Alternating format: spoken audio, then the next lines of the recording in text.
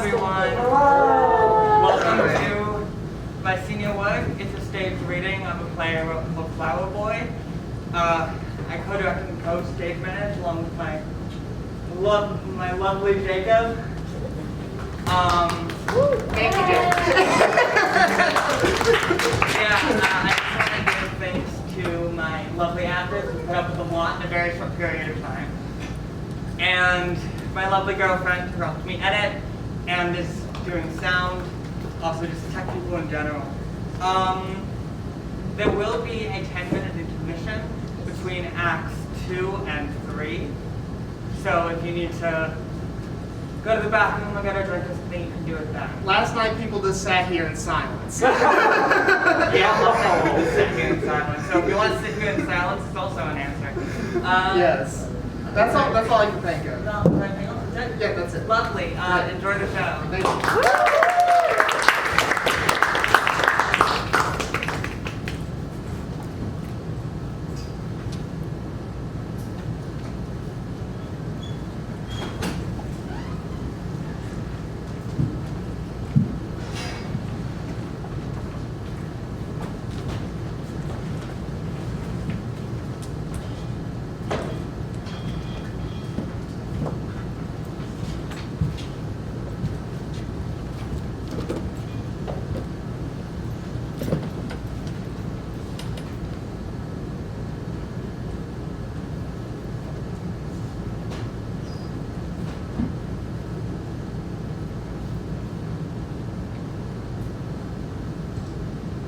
Act 1, Scene 1.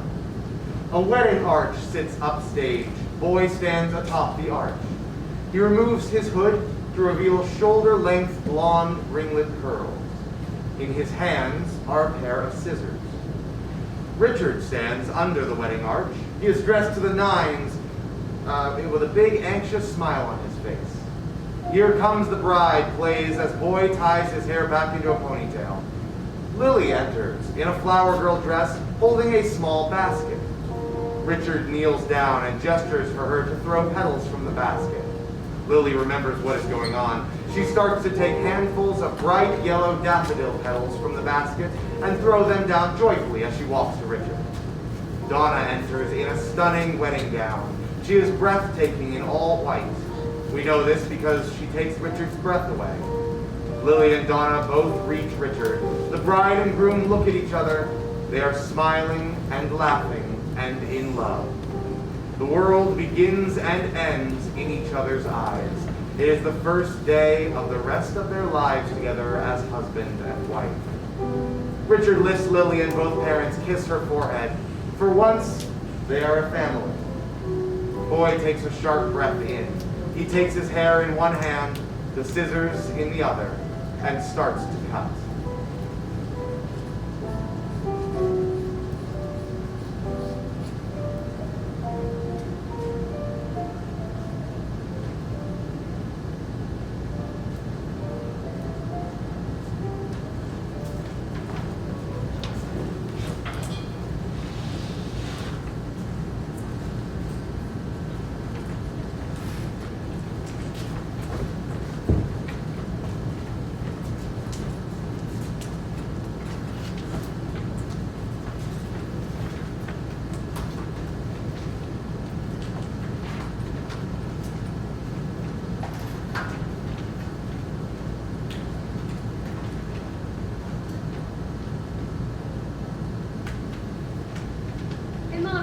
Oreos left? Lily wanted them in her lunchbox. No, I think your dad finished them last night. I'll add them to the shopping list. There should still be some graham crackers in the cupboard behind the pretzels. Okay, thanks. Oh, honey. You don't like it? No, I just have to get used to it. Oh, okay. Why did you... I mean, it's short. Yeah, it was getting too long. I couldn't brush it out. Your father's not going to be happy. It's not like I used his razor. That's not the point. Yeah, I know. Just try to keep your hood up till your father leaves for work. I'll tell him about it before you come home from school. I should be the one to tell him. It's my hair. I appreciate that, sweetie, but you know him. He'll find out somehow. It's better if it doesn't look like you've been hiding it. I didn't mean to start anything. Well, there's no going back now. What's done is done, I guess. Now go finish making Lily's lunch. Lily enters with her backpack. She wears the same dress as she wore in the first scene, and there is a bright smile on her face. She sits in her mother's lap. Donna runs her hands through Lily's hair with an indistinguishable melancholy, as if something important has been lost to time. Did you finish your homework last night? Yeah, it was hard though. I had 2 whole math sheets. Did you remember to put them in your backpack this time? Uh-huh. Boy re-enters with 2 lunch boxes and a light coat. Lily runs to it. Hey, it's getting cold out. You're gonna have to wear leggings under your dress if you want to stay warm. Here. Boy hands Lily the coat. Take it off, I want to see. She knows? We share a bathroom. I told her I'd let her see it in the morning. Wow! It's so weird. Yeah, it's different. It's so soft. Conditioner will do that. Yeah, you two should get going. Boy pulls his hood up and quickly puts a lunchbox into each backpack. He pushes Lily to leave in front of him. As he's about to exit, Donna speaks up. Hey! For what it's worth, I think you look very handsome, honey.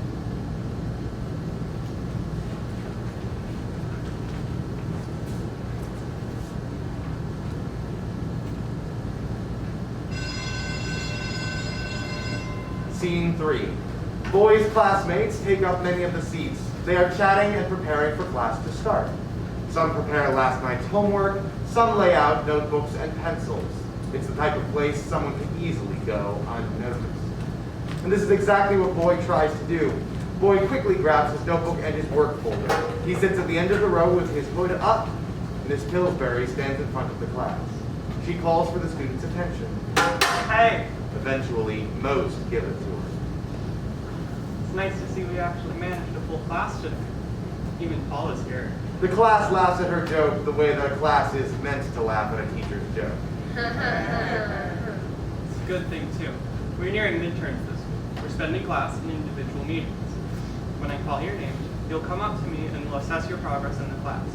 While you're waiting for your turn, you should be reading chapter 6 in your textbook.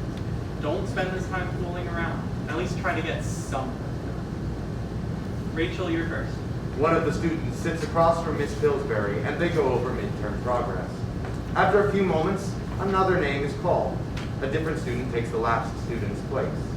While the process is going on, Boy sits by his desk, trying desperately to read from a textbook. It does not work. He eventually gives up and starts writing some sort of list into his notebook. And today's final thing. She gestures for Boy to join her. He grabs his notebook, grabs his folder, and walks upstage.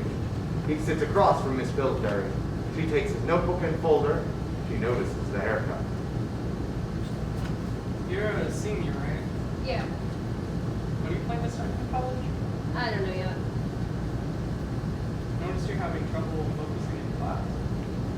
Yeah, I've been trying, but no matter what I do, I don't seem to be able to actually keep my mind on anything. It's not that I'm not interested, it's just difficult. Miss Pillsbury flips through Boy's notebook. She gets to a certain page and stops. She takes a black pen from her side and starts crossing out sections of the page. This makes Boy nervous. I noticed you. I can tell you've been struggling with something. I noticed it changed a little. I'm just tired. Having trouble thinking about school stuff, kind of burnt out. Your work shows an impressively strong grasp on the fundamentals. Thanks. You're writing a lot. Yeah. Is it like bad or something? Well, it's solid work, but I don't know if it's college level. Your writing will be more than individuality, some advanced techniques, some diversity in styles, identity. Any advice? What name do you go by nowadays? What? Well, you asked for my advice, so. Miss Pillsbury takes the red pen from her side, making Boy shift uncomfortably in his seat. She draws a large circle on a page of Boy's notebook. She turns it around to reveal a list of male names, some of which have been crossed off. Some names are circled in bright red. You're going for Pete.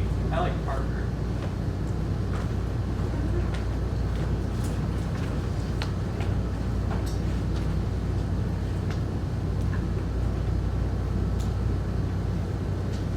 I didn't see Lily at the bus stop. Did one of you How the fuck did she get her hands on a razor? I told you not to fucking buy her a razor. I didn't. He must have used scissors.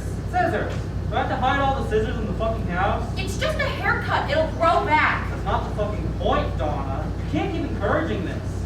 Boy cringes back. He wanted to avoid this, but in hindsight, it was inevitable. He takes a deep breath and walks off stage. When he re-enters, there are 2 beds center stage, with a table and a lamp between them. The bed Stakes left is Boy's. It's simple and tidy.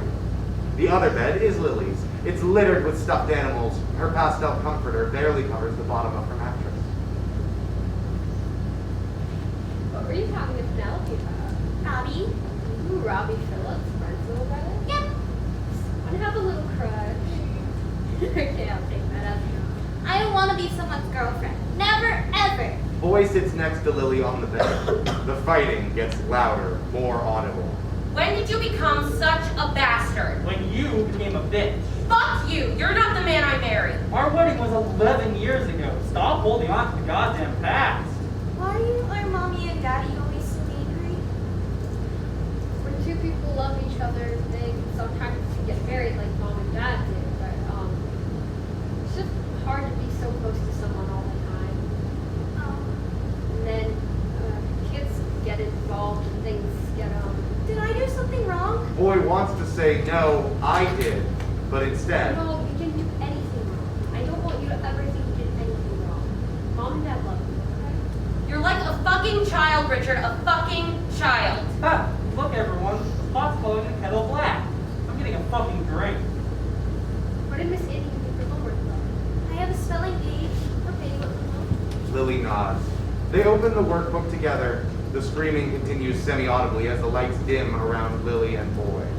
Eventually, Boy has to turn on the lamp. It emits a soft yellow glow. After a bit, they put a worksheet away, and he tucks Lily into bed. Boy changes into his PJs. He faces away from Lily and looks forward instead of down at his own body, wanting to be nude for as short a time as possible. We see his back as he breathes a sigh of relief after removing his binder. There is nothing like the feeling of your first full breath of the day. He looks down at the lumps of fat and tissue that sit there. To Boy, they feel like abstract objects more than part of his body. Boy pulls them apart to see the flat flesh beneath them. He sighs and quickly changes into a t-shirt and boxers. He goes to turn off the lamp. Wait! You want me to keep it on tonight? No, I can't sleep with the lights on. Please?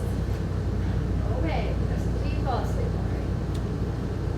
Well, it's not my fucking fault that our daughter's a fucking transvestite. It's no one's fault, Richard. He's just... Ha! Of course not.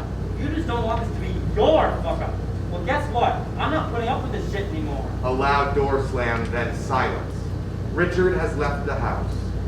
Boy lifts his head. Well, you awake? Lily? Thank God. Lily tosses and turns loudly in bed. Boy walks to Lily. He lifts her head and places it on her lap. She stops shuffling and settles into his lap. His hands begin working. They are brushing through Lily's knotted hair. Boy leans down and kisses Lily on the forehead. Something is wrong. Boy feels something fluttering in the back of his throat. He coughs lightly into his hand. When he pulls it away, there is a single daffodil petal in his hand. Boy is confused by this. I just coughed this up. He looks around, but there aren't any flowers in the room. He has no idea where the petal came from. He turns to Lily, lightly shaking her awake. No. No, did you bring flowers in the room yesterday? No. It was just in my hand after it coughed. What? No, it must have just been in your hair. It's beautiful. What type of flower is it? I don't know. What kind of flowers are bright yellow like that? Sunflowers? Daffodils?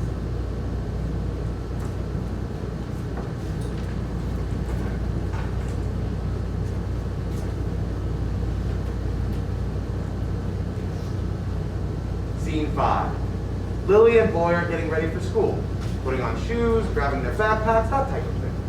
Once they are dressed and ready to go, they walk downstairs. Boy sees Donna and immediately knows something is wrong. Well, why don't you stay in our room for a bit? I'll come grab you inside.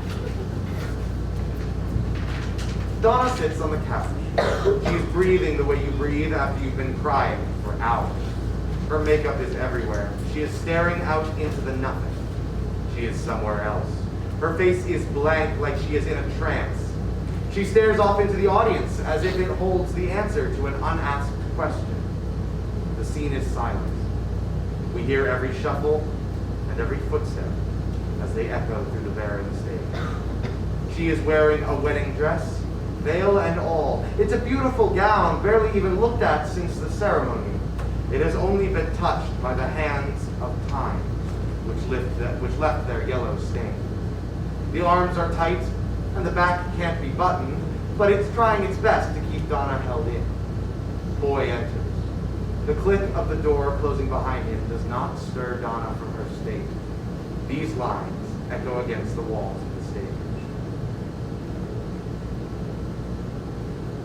I loved your father, I really did. Boy is trying to take in the scene, but it's all too surreal. It feels like he's stepping into a vivid nightmare. You can't discern if he is awake or asleep. What? I know better now. Are you okay? Without looking at him, Donna gestures for Boy to come closer. Boy is hesitant, but he walks to the couch. I'm sorry, I'm so sorry. Donna begins to cry. Her cries fill the stage with an overwhelming sorrow. Boy notices how she's dressed. You're dressed like something's happening. What's happening? I can't do this anymore. Do what? Please, just tell me what's happening. It's too much. You're freaking me out. I feel like I can't breathe. Are you drunk? No. Boy takes a step towards his mother. It's cautious and concerned. Maybe you should just lie down. I'll go get you some water. Bag is packed and in the trunk. I think we have some bread left. I'll go make you some toast. The carbs usually help. Donna has more to say, but the words are caught in her throat. Silence dribbles out of her open mouth. Boy leaves for the kitchen. Before he can return, Donna gathers her dress, stands up, and walks herself down the aisle and off stage. A bride without a groom.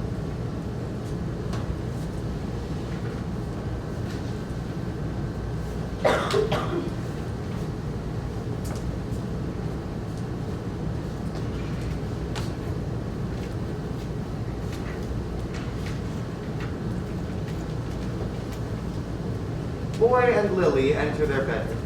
They both look like they have been crying for some time. Lily is asleep in Boy's arms. He walks her to the bed and tucks her in. Boy's skin has a sickly yellow tinge. Sorry I went out last night. I just had to clear my head. It's fine. Why are you two even still home? Did your mother send you off to school? No. And she's okay with this? No. Donna! Donna! She's not home. Fine, I'll just call her.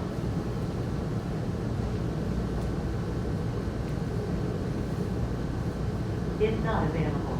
At the tone, please record your message. When you finish recording, you may hang up or press 1 for more options. What the hell is this woman? Please don't yell. I just got Lily to stop crying and rest. Crying. Is everything okay? Something happened? Richard crosses to Lily and runs his hands through her hair. Mom's gone. She left. How long has she been out? Boy's lip quivers. Richard sees this and brings him into a hug. Oh, she left. It's okay. She'll be back. She's done this before. When you were a child, she left for a few days. When she came back, she told you she loved her baby girl too much to leave her. I don't remember that. Probably best that way. Chin up, kiddo. Just try and rest. Get your mind off it. We'll work all this out later. Call some of her friends, see where she's staying. She'll be here this time next week, okay? Okay. Boy walks to sit on his bed. Richard is about to leave when Boy puts his head down on the pillow. He feels something under it. He pulls an envelope from under his head and sits up. It has Donna's handwriting on it. Dad, you left something. Richard comes back to his son's side. Boy takes a deep breath. His hands tremble as he slowly feels at the adhesive. He pulls out a dollar bill, then another, Then another. The stream seems endless. After a while, he just dumps all the money onto his bed. It must be at least $17,000, maybe even more. Hearts drop. Is this it? All her money? Oh my god. Dad, is this everything? I'm sorry. I'm so sorry.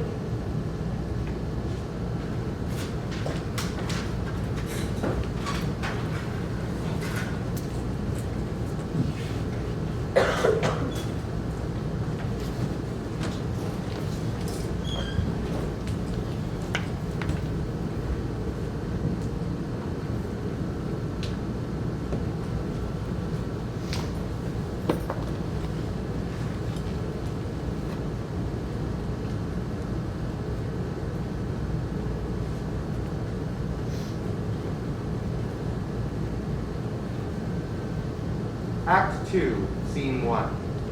Richard lays on the couch in a white beater and sweatpants, the same position he has been in for weeks. He is drunk. His hair is unkempt, and a 5 o'clock shadow overtakes the face. Next to him is a bottle of booze. He takes a swig. A boy enters in a winter coat and scarf. He looks jaundiced and tired. Coughs. A dark shade of brown runs through his veins. Leaves sprout from his back. It's becoming difficult for Boy to ignore. He runs his hands along his dark veins. He is unsteady on his feet. Dad, we're out of bread, cheese, pasta, jelly, milk, and juice boxes. I can't make lunches. Just start buying lunch at school. You have the money for it. It's 6 a.m. on a Monday. You can't still be drunk from last night. I beg to differ. Hey! Lily will be here any second. At least pretend to be sober. Or asleep.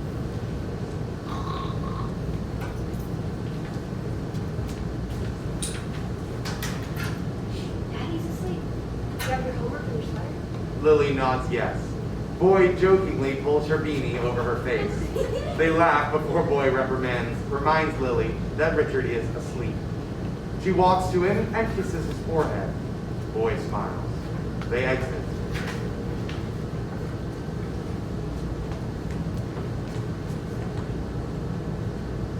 When they return, the couch is gone. They are walking to the bus stop. Boy holds Lily's hand. There is a look on Lily's face. She turns to Boy and yawns. Why did Mom and Dad ever get married? Well, they used to love each other. I know, but why did they have the big party with the cake and the dress and stuff? The wedding? Yeah, that. Weren't you at Mommy and Daddy's wedding? Yeah, I don't really remember it though. I was only like 7. What was it like? There were a lot of people, a lot of music, I think. I just kind of remember this big white arch. I was throwing flowers everywhere. Flowers? Bright yellow ones? Yeah, they do that at weddings sometimes, have someone walk down the aisle with their flowers. Why? I'm not sure actually, there are just kind of flowers everywhere at weddings. No, why do they have the wedding?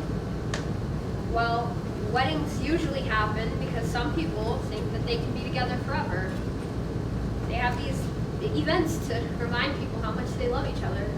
It's all about love? To remind people how much they love each other? Yeah, sort of. I guess it's more complicated than that. How? It's partly social, partly cultural, and partly legal. It's actually kind of hard to explain now that you ask. But it's about love? A reminder? Yeah, it's about love. What made you think about weddings? Well, when's the last time you saw Mommy? Lily reaches and picks a leaf from his arm. Ow! It matches your eye. My eyes are brown, though. Well, they're green now.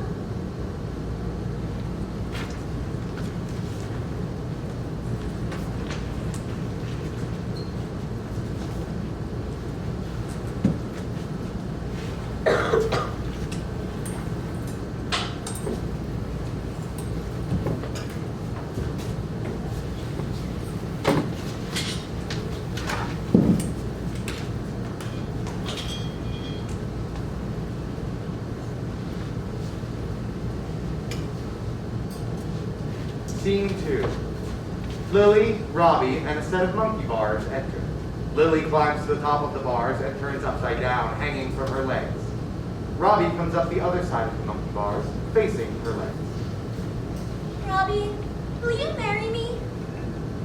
Okay, sounds fun. Yay! Now I don't have to ask Snotty Sam. Ew.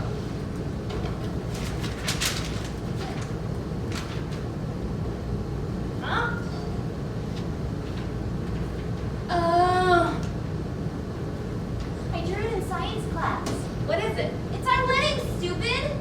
Look, there's me, and there's you, and there's where Mommy and Daddy are gonna sit, and I left some guests in the back for you. Well, who's that in the front? That's Penelope. She's my best friend. She has to be invited.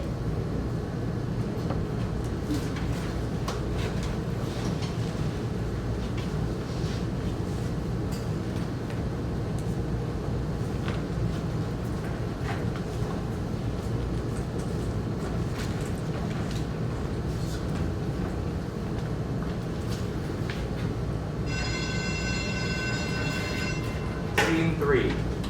A school bell rings, boy enters. His conversation with Lily won't stop playing in his head. Boy's mind is reeling. It's visible on his face. He coughs up a cascade of daffodil petals.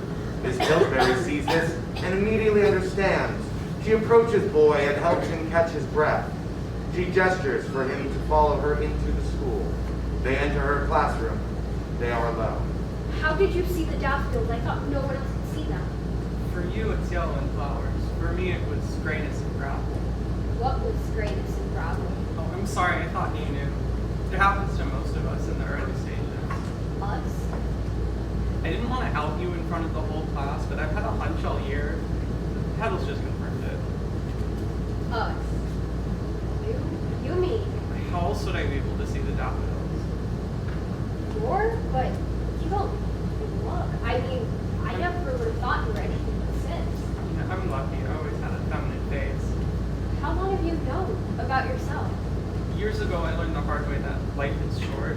I couldn't do it after a while. I just couldn't live a life that wasn't mine for the rest of it, no matter how much everyone wanted me to. So you have to do what you can while you can. So I thought about all those nagging questions, the ones that sit at the back of your head and make it hard to breathe, and I just knew.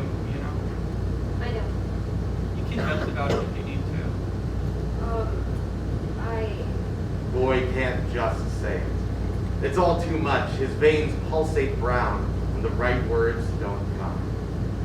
I can't find my name. I can't fill it with a sense of identity. It's just a formless collection of sounds and letters that mocks me for trying to bring it into reality. I just wish it would become what it's going to be so that I can rest. I wish it could be perfect. I wish everything could be perfect like it was before. Everything has gotten worse. If I had just kept my mouth shut, my hair long, she would be back by now. I could breathe without being afraid that my lungs would bleed daffodils from the inside. The only thing I can create only lives to destroy me. These flowers, they tear me open and watch as I become nothing but a vessel for chlorophyll and pollen. Shit, that's a lot, kid. Boy tries to take a deep breath, but is stopped. He coughs up a daffodil petal instead. Is this it? Is this what becomes of me? We're so much more than a vessel for chlorophyll. What else am I? A human being. Miss Pillsbury scribbles her phone number on a piece of paper. It all seems so simple. The idea of just going on with life as your assigned gender. None of that hate or ridicule, but both you and I know that you would be miserable if you had just kept your mouth shut in your room. She hands Boy her number, which he puts in her hoodie pocket. I'm already pretty miserable. What do you mean when you said you wish everything could be perfect like it was before?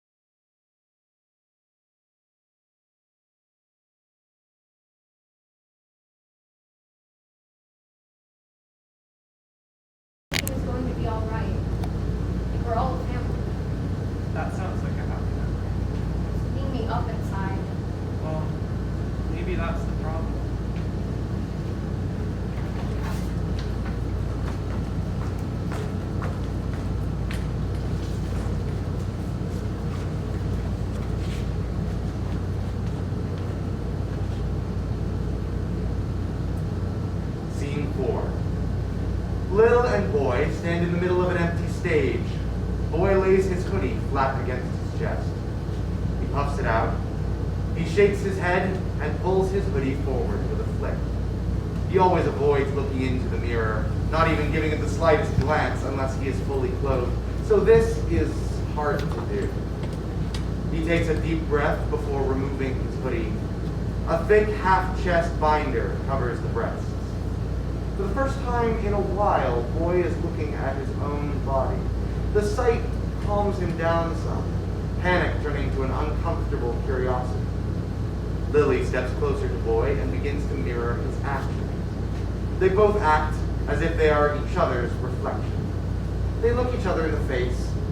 They slowly run their hands over their hips, up their chest, up their stomach, and to their face. Boy acknowledges the state he's in. His eyes follow yellow skin and brown veins no matter where he looks. His fingertips, yellow. His collarbone, yellow. Hips, yellow. Chest, yellow.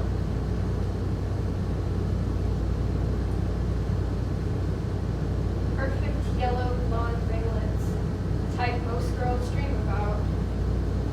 They look so lovely, but you can never brush them out. If you try, it just straightens them. I told Mom and Dad that that's why I took scissors to them. Dad screamed anyway. He thought they were beautiful the way I think yours are beautiful. The way I think the daffodils are beautiful. You think I'm beautiful? The way you think daffodils are beautiful? So you're eating me up inside. Maybe that's your problem. They take a step towards each other, then another. They move their hands slowly as if unsure what will happen when his hand hits her blonde curls. Boy pulls away.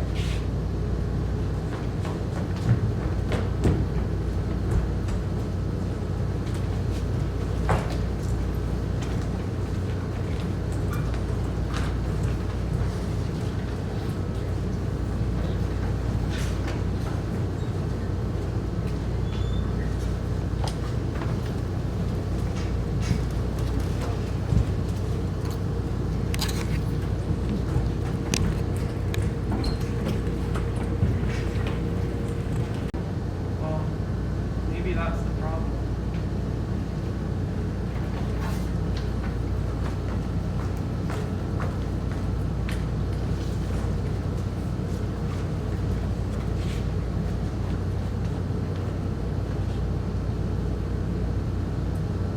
Scene 4. Lil and Boy stand in the middle of an empty stage. Boy lays his hoodie flat against his chest. He puffs it out. He shakes his head and pulls his hoodie forward with a flick. He always avoids looking into the mirror, not even giving it the slightest glance unless he is fully clothed. So this is hard to do. He takes a deep breath before removing his hoodie. A thick half-chest binder covers the breasts. For the first time in a while, Boy is looking at his own body. The sight calms him down some, panic turning to an uncomfortable curiosity. Lily steps closer to Boy and begins to mirror his actions. They both act as if they are each other's reflection. They look each other in the face. They slowly run their hands over their hips, up their chest, up their stomach, and to their face. Boy acknowledges the state he's in. His eyes follow yellow skin and brown veins no matter where he looks. His fingertips, yellow. His collarbone, yellow. Hips, yellow. Chest, yellow.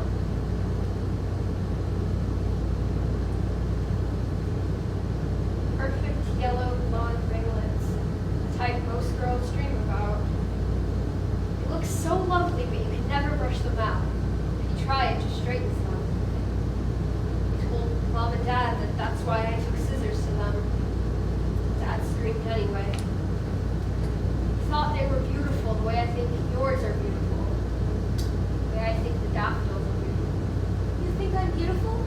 The way you think daffodils are beautiful? So you're eating me up inside. Maybe that's your problem.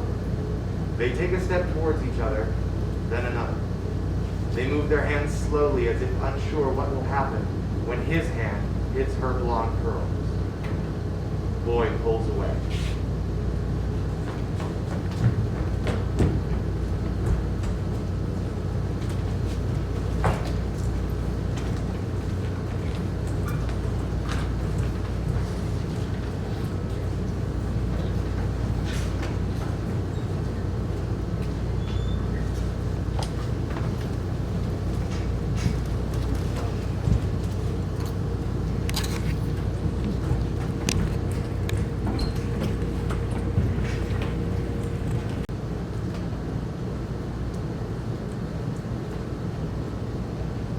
Act 3, Scene 1.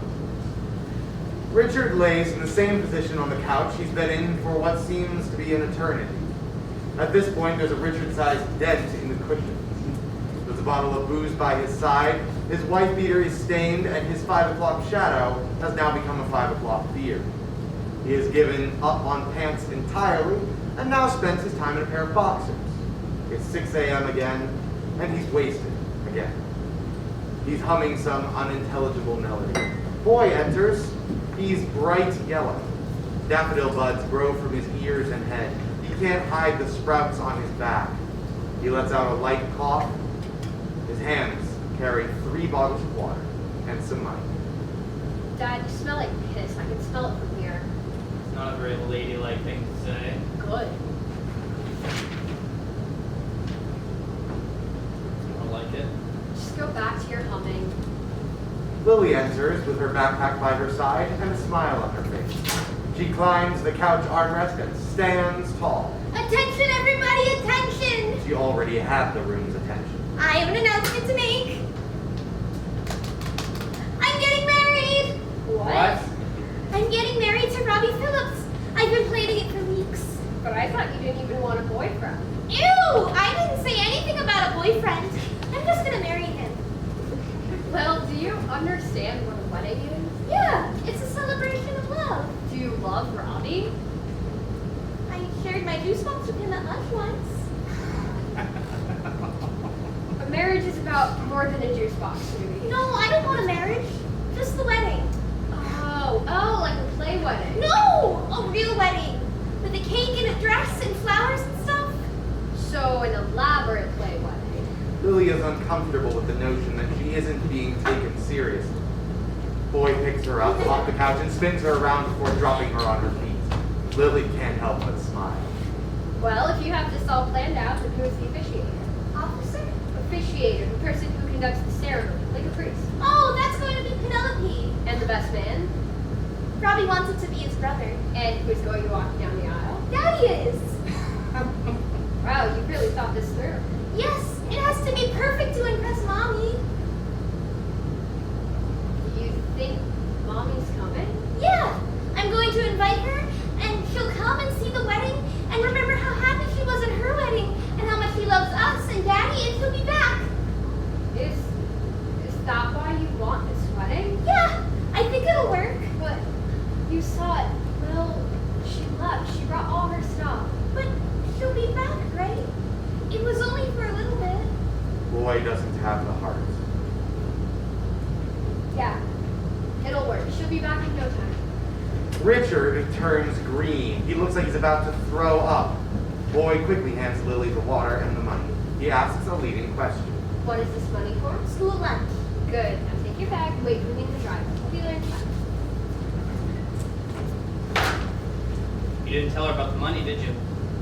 No, I put it under my mattress. I only really touch it when she's out of the room. Don't you know how cruel that is? Boy does not know how cruel that is. She doesn't even know that her own mother abandoned her. She might come back. It was nearly 18K. Maybe she'll show up for the wedding. Maybe she'll... Shut up! You know she's not coming back. Stop fucking lying to yourself. She's not coming back. We can talk about this when you're sober. No! I want to talk about it now, goddammit! I can't keep sitting by and watching this family fall to shit. I'm just trying to hold us together. What's so funny? You're trying to hold us together. Please. You really don't get it, do you? What? You're the reason she's gone. It was Mom's choice to leave. You're drunk. I'll go make you something to eat, sober you up. Why did you cut your hair? What? Those perfect curls. I couldn't do it anymore. I couldn't live like that, pretending to be your perfect little daughter. Well, you are not my son. You don't understand. This isn't a choice.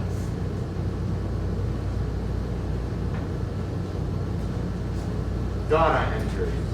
She is breathing the way you breathe after you've been crying for hours. Her makeup is everywhere. She's wearing her wedding dress, veil and all. It's a beautiful gown, barely even looked at since the ceremony.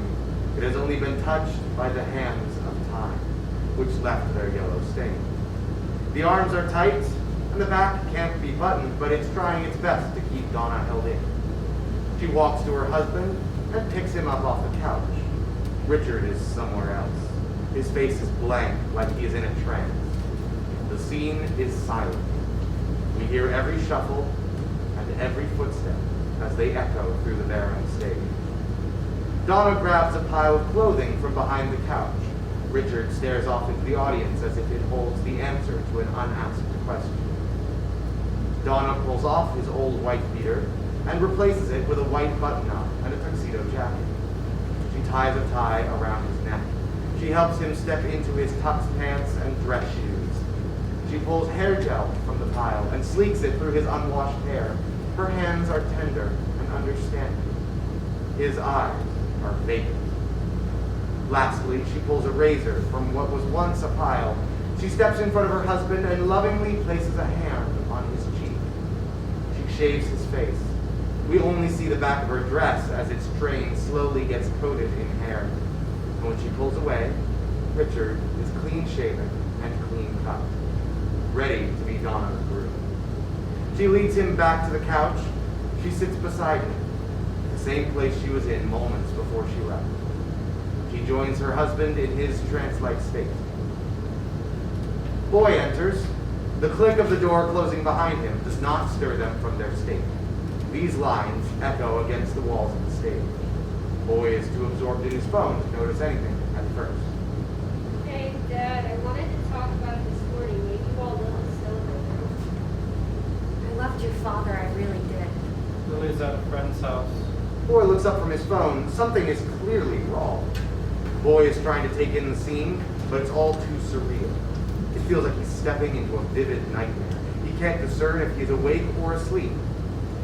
What? I know better now. Probably Phillips, one of the local kids. I asked his mom if she could take care of her for a few hours after school today. She'll drive her home after the play date, so you don't have to pick her up at the bus stop. You okay? Without looking at him, Donna and Richard gesture for him to come closer. Boy hesitates, but walks to the couch. I'm sorry. I'm so sorry. Donna begins to cry. Her cries fill the stage with an overwhelming sorrow. Boy notices how they are dressed. You're dressed like something's happening. What's happening? I can't do this anymore. Do what? Please just tell me what's happening. It's too much. The bag is packed. You're freaking me out. I feel like I can't breathe. I drink too much. Are you drunk? No. That was last night's bottle, not today's. Boy takes a step towards his parents. He stands between them. He's cautious and concerned. Richard starts to cry. You should just lie down. I'll get you some water. The bag is packed and and in the trunk. I think we might have some bread left. I'll go make you some toast. The carbs usually help. Boy turns towards the kitchen. Richard and Donna move together. In one swift motion, they both place a hand on each of their son's shoulders. They take their eyes from the audience, suddenly making eye contact with Boy. Tears roll down their faces. Donna is now able to say what she wishes she had said weeks ago. Take care of Lily for me. Are you leaving? Can you do that for me? Are you really going after everything? I can't. Can you take care of her? Yes. They both stand, sitting Boy down. They each kiss one side of his forehead. For once, they are a family. Richard and Donna hold hands. They finally look each other in the eye. Richard walks his bride down the aisle. They look at each other and exit opposite directions.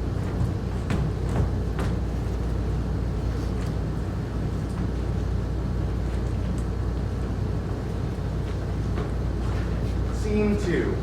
The front door closes with a click. The lights fade to a dim neutral. Boy is left alone, frozen, staring at the Richard-sized dent in the couch. He picks up the phone and calls Donna. The phone rings once, but is quickly cut off.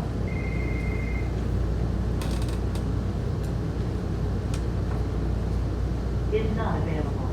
At the tone, please record your message. When you finish recording, you may hang up or press 1 for more options.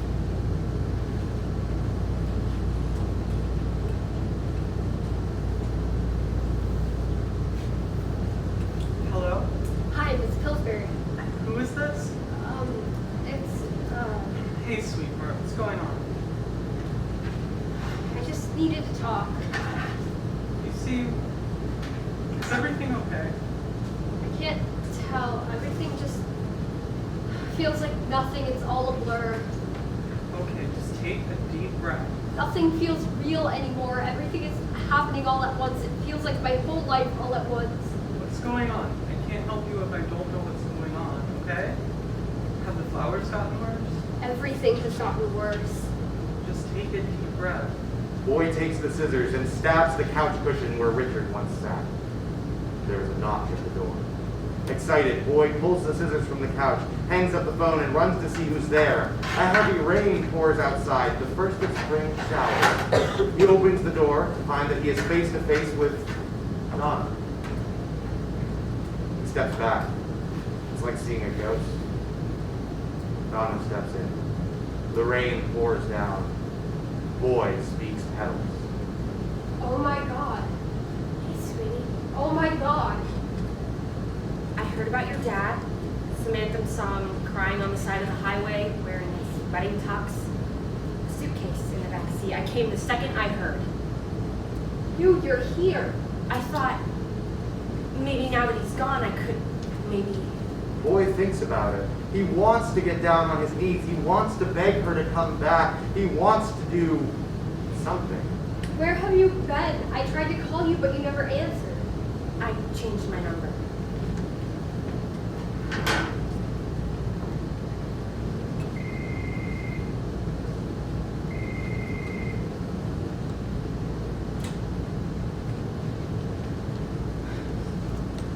Dad told me that you left us before when I was a kid. It was only for a few days. He said you came back because you loved your baby girl too much to leave her. I couldn't live without you. Sat in my arms, pulling my hair and asking for candy. I'm not that little girl anymore. I look at Lily sometimes and just remember what it was like back then. I was desperately trying to hold on to a disintegrating family. Things are different now. Last time everything felt different. I was years younger. I was a different person living a different life. I still felt like I could fix things.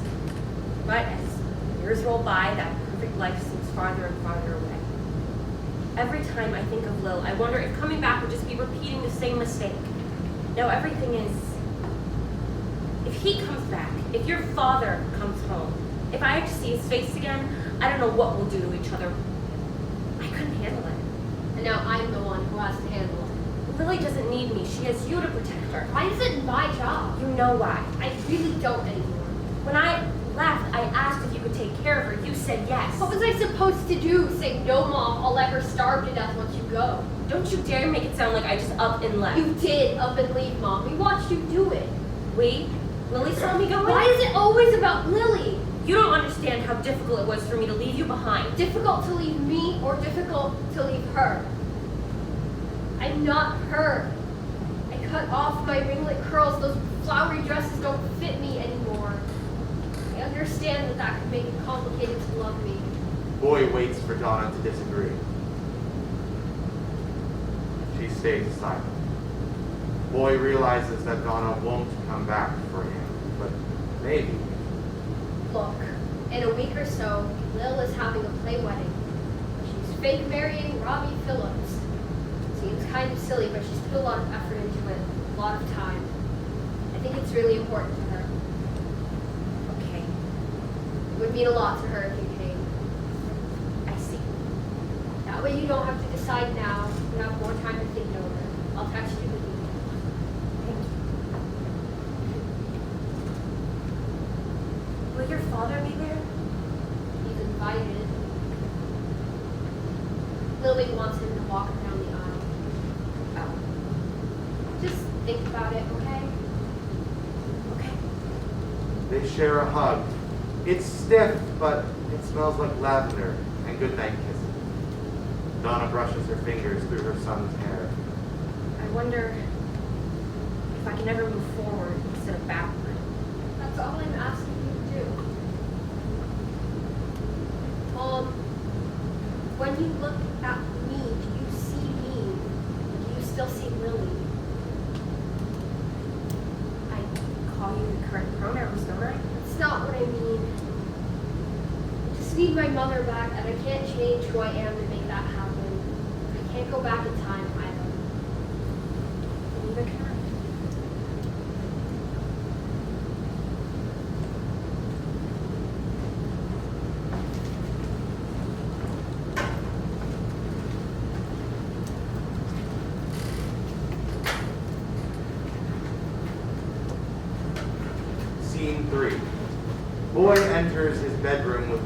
No one has turned off the lamp from last night, leaving the room a sickly yellow tinge.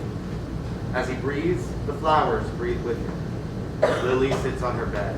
Boy walks to his mattress and leans in front of him. Where's Daddy?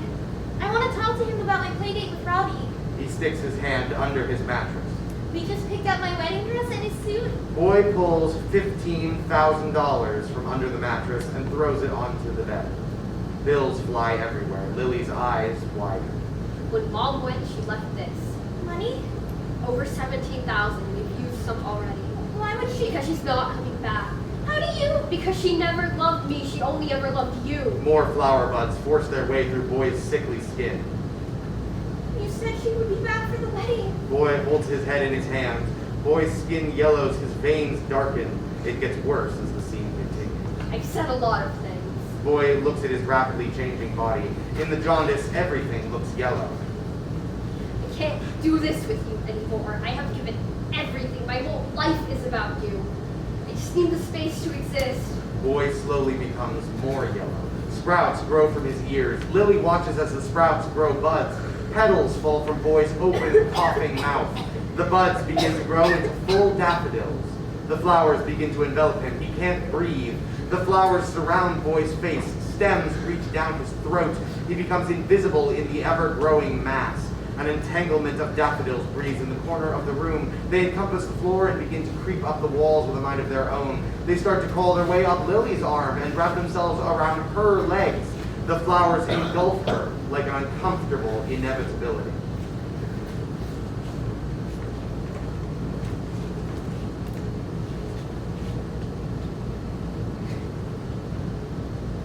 Scene 4. When Boy opens his eyes, he is surrounded by daffodils. Each of his veins extend into a flower in the mass. They feed off each other, breathe into each other. Lily stands in the middle of the daffodil entanglement. When Mom left, when we were a child, Dad said she came back because she loved her baby girl too much to leave her. She hasn't come back because I'm not her baby girl anymore, and she does not love the person that's taking her daughter's place. Nobody took my place. I'm still right here. I will always be here. You are nothing but fertilizer for chlorophyll and pollen and memories I can't seem to let go of. Then why do I have to? Because you are stuck in time. No, we are stuck in time. We need to move forward.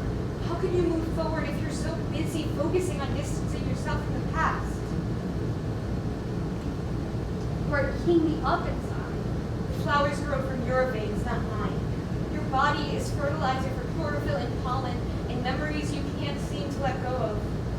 How can you move forward without learning and growing from who you were? I am a part of you. We are the same flesh and blood. I created you. I became of you. We can move forward together. Boy gathers his strength and walks towards Lily. The flowers try to restrict him, but he moves despite them. He moves his hand slowly, as if unsure what will happen when it hits those perfect curls. He lightly grazes her. He brings his hand to her face. A bright light overtakes the stage.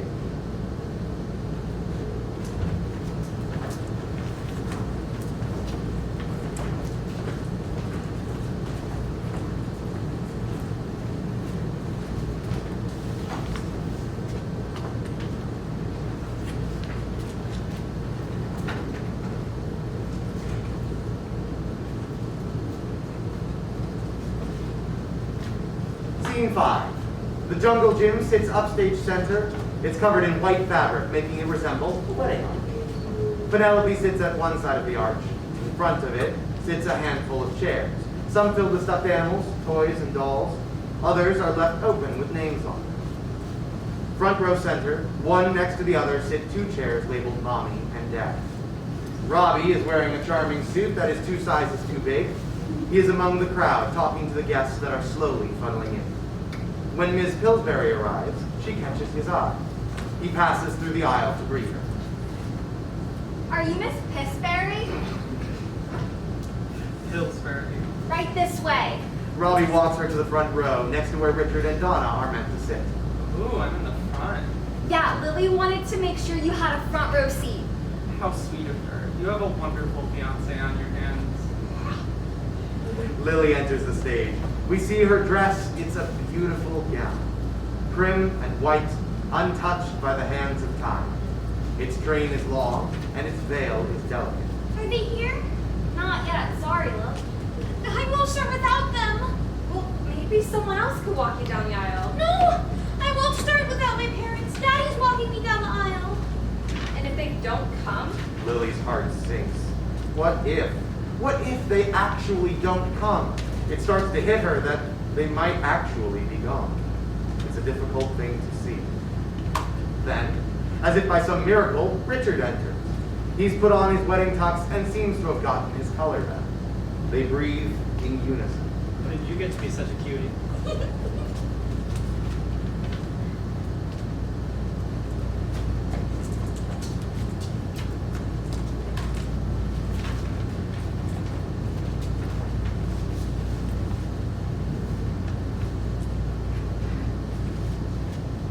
Hey! Hey! The wedding is about to start, so everybody shut up! Richard is proud, as if it's an actual wedding. He sits in his assigned seat and notices the empty one next to him. She didn't come. No, I guess not. We are gathered here today to celebrate the friendship between Lily and Robbie, two beautiful children of the Lord. If there are any objections, please take them up with him, not us. Now, vows. I pinky promise to let you sit with me at lunch every day for a whole month. And always share my juice box with you. I pinky promise to hold your hand at least once a week. Now, do you, Robbie, take Lily to be your unlawfully wedded best friend, to have and to hold through sunshine and mud? I do. And Lily, ditto? I do. I now pronounce you best friends! Boy enters. He looks happier and healthier than we've ever seen him. The daffodils have disappeared into the past. He walks down the aisle with a basket of daffodil petals, which he throws onto the ground and scatters among the crowd. Lily's the flower girl. Flower boy. His name is Lillian, by the way. Ian for short. He chose the name Lillian. The newly named Lillian makes it almost all the way to the arch before Lily runs to him with a hug tackle that makes him throw the petal basket into the air. He swirls her around in his arms as they laugh, and the petals fall over them. I can tell you and Lillian have your differences. But that's something worth loving, worth fighting for. You're right. It is.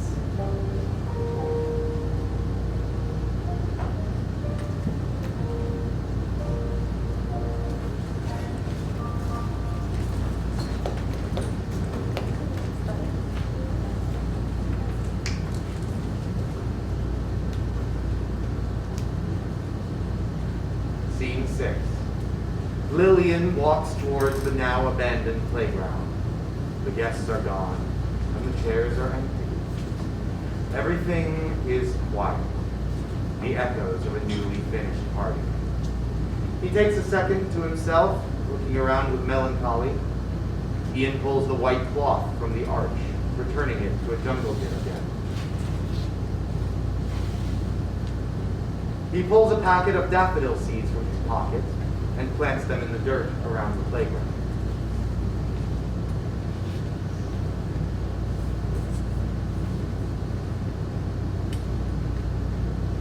Thank you.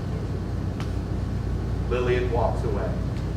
Daffodil buds slowly bloom into flowers that overtake the playground.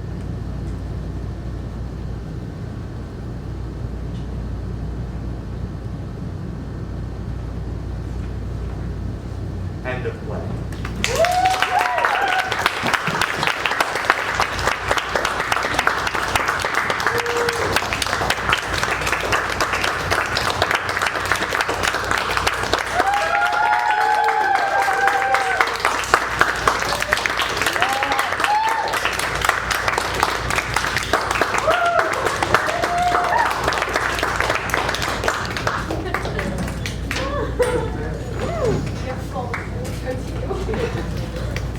Yeah.